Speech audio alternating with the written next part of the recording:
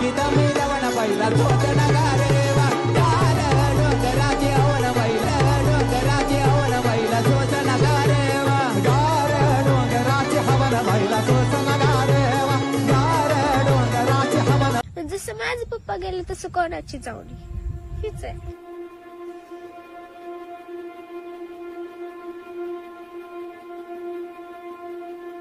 वाईट वाटतंय म्हणजे अशी कोणाची गाडी वाजली की पप्पाची गाडी आली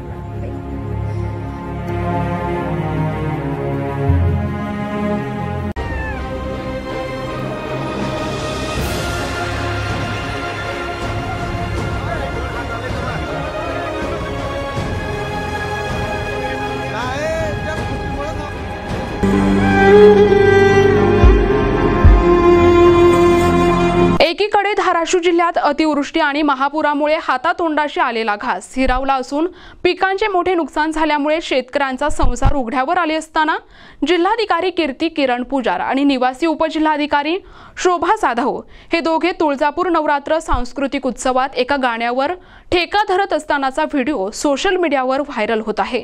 पूरपरिस्थिती असताना सांस्कृतिक कार्यक्रम सुरू असून हा प्रकार शेतकऱ्यांच्या जखमेवर मीठ चोळण्यासारखा आहे अशी भावना नागरिकांकडून व्यक्त होतीये। पुरामुळे तुंबलेल्या आणि बंद झालेल्या पुलांची त्वरित साफसफाई तसेच संभाव्य धोक्यामुळे प्रशासन काय काम करते, काय करणे अत्यावश्यक आहे याबाबत राष्ट्रवादी काँग्रेस पक्षाचे प्रदेश उपाध्यक्ष प्राध्यापक सुरेश बिराजदार यांच्याशी संवाद साधलाय आमचे प्रतिनिधी सचिन बिद्री यांनी। धाराशिव जिल्ह्यातील अतिवृष्टीच्या पुरामुळे नदीवरील ओढ्यावरील तसेच लहान मोठ्या नाल्यावरील तुंबलेल्या आणि बंद झालेल्या पुलांची संभाव्य धोका टाळण्यासाठी त्वरित साफसफाई करावी असे निवेदन राष्ट्रवादी काँग्रेस पक्षाचे प्रदेश उपाध्यक्ष प्राध्यापक सुरेश बिराजदार यांनी जिल्हाधिकारी आणि जिल्हा परिषदेचे मुख्य कार्यकारी अधिकारी आणि बांधकाम विभाग यांना निवेदनाद्वारे दिनांक 25 सप्टेंबर रोजी दिले आहे। जिल्हाधिकारी उपजिल्हाधिकारी प्रशासकीय अधिकारी जिल्ह्याचे प्रमुख त्यांनी मात्र एका कार्यक्रमामध्ये नृत्य करतानाचा व्हिडिओ व्हायरल होता ज्या जबाबदारी प्रथमतः प्राधान्याने केलं पाहिजे समोरून ते दिसून येत नाही। आता एवढा मोठा महापूर आपल्या जिल्ह्यामध्ये प्रथमच आलेला आहे म्हणजे आज आता अशोक पाटील साहेब माझ्या बाजूला आहेत, भानदासराव माने साहेब माझ्या बाजूला होते, आता डॉक्टर साहेब आहेत। यांच्या 70 वर्षाच्या 75 वर्षाच्या हयातीमध्ये एवढा मोठा पाऊस आपण आपल्या भागाने कधी बघितलेला नाही।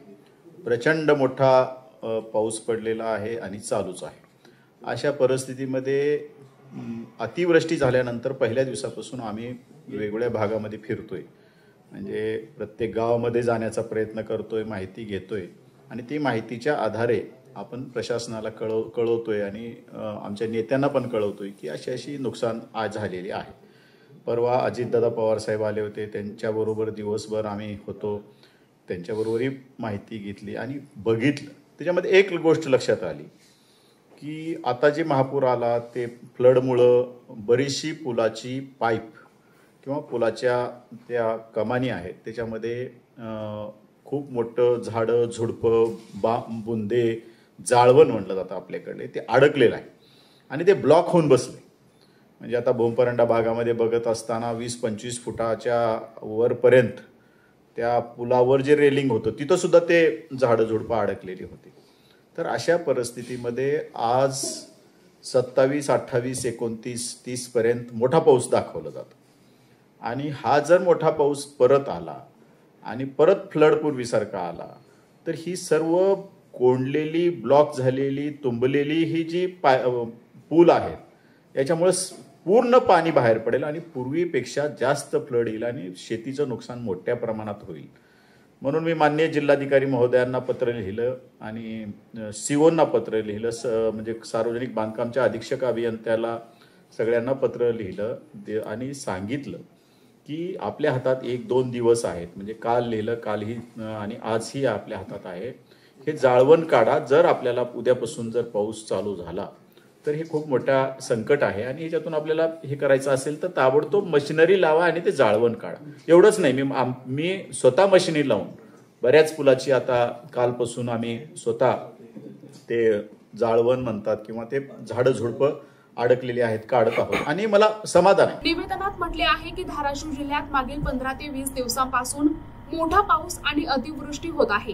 यामुळे पूरसदृश परिस्थिती निर्माण होऊन नदी, ओढे, नाल्याचे अतिरिक्त झालेले पाणी, आजूबाजूची झाडे झुडपे, कचरा मोठ्या प्रमाणात वाहून येत आहेत. हा सर्व कचरा पुलाच्या तोंडावर येऊन अनेक प्रवाह बंद झाले आहेत. गेल्या काही दिवसांपासून आम्ही पूरग्रस्त गावांची पाहणी करत असता असे निदर्शनास आले की अनेक ठिकाणच्या नद्या, नाल्यावरील तसेच ओढ्यांवरील पुलांच्या तोंडाशी झाडे झुडपे, पालापाचोळा आणि माती येऊन पाणी जाण्याचा प्रवाह बाधित झाल्यामुळे बाजूला असलेल्या जमिनीचे, शेती पिकांचे मोठ्या प्रमाणात नुकसान झाले आहे. त्यामुळे या लहान मोठ्या पुलावरील अडलेला कचरा, गाळ आणि झाडे झुडपे काढणे अत्यावश्यक आहे, जेणेकरून हा प्रवाह मोकळा होईल.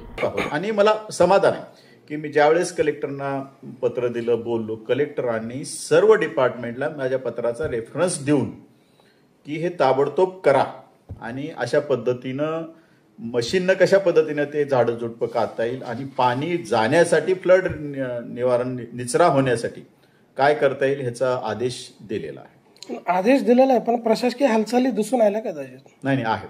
आपले कलेक्टर त्या पद्धतीनं ऍक्टिव्ह आहेत आणि त्यांनी ताबडतोब कालच्या काल दिले. मी माझ्या पत्रात लिहिले, आपल्या हातात दिवस आणि काही तासच शिल्लक आहेत. कारण 27, 28, 29 हे 3 दिवस तरी जे टीव्हीवर दाखवलं जातं किंवा सांगितलं जातं, खूप मोठा पाऊस आहे.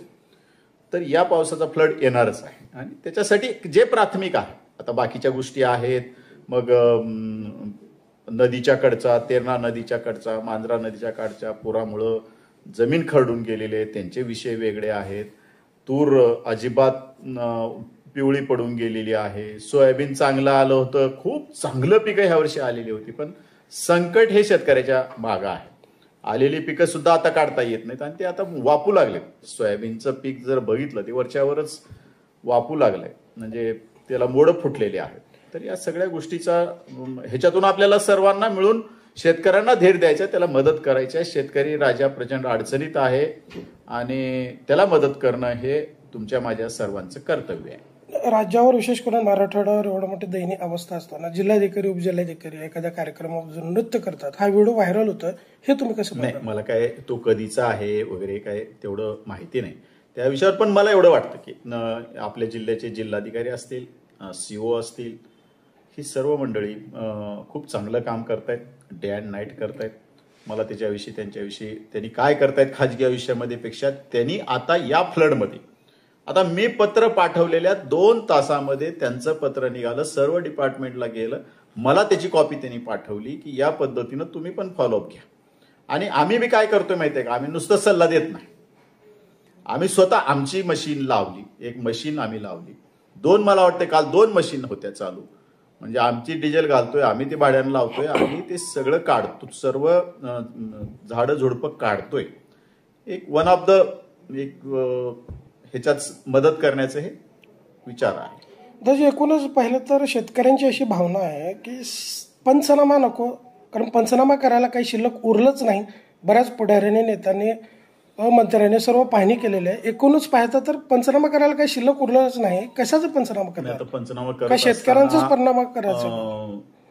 ते फोटो घ्या, अँगल कॅम्प काहीतरी म्हणतात, अँगल कॅम्पनी ते फोटो घ्या वगैरे, हे सगळ्या होत्या. मी स्वतः कलेक्टरना बोललो, डेप्युटी कलेक्टरना बोललो की हे कशासाठी करताय.